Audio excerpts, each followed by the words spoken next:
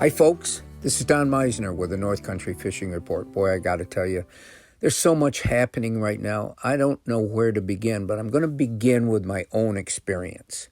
All winter long, I look forward to the beginning of pike fishing, and I know pike aren't a glamour fish, and a lot of you don't care about northern pike, but they're a thrill for me. And May 1st marks the beginning. Now, it's different this year. First of all, the St. Lawrence River is so high in our area that the backwaters of the St. Lawrence are in turn high, and it makes it impossible for me to wade because of my buddy Russ Eddy, who has a canoe and always is eager to take me out in different places. I've been able to go to some of my favorite places. And for 2 days, May 1st and 2nd, I really got a chance to go after pike. Now, the first day, May 1st, was horrible conditions. The wind was blowing up to 40 miles an hour. It was raining. It was cold. I didn't see anybody out pike fishing. They were out walleye fishing, and there'll be more about that later. But the first day, I did nothing until I was on my way home, and I decided to stop at a place where I didn't have to have my waders on. I could just stand along the shore and try. And oh my gosh, I had an incredible time with really big pike.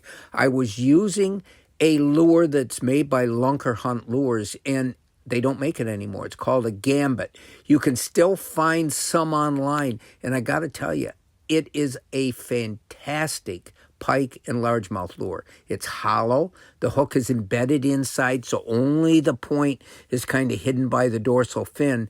So you can throw it out in just about any kind of condition. It's not going to snag. I make it look like something I don't think it would normally look like. I jerk the rod as I'm reeling in, and when I jerk it, it makes this 4-inch bait sort of dart back and forth, but also go on its side, come back like a wounded bait or a wounded fish that's dying. And it seems to elicit a sort of a reaction strike from fish that you wouldn't get with just a steady retrieve.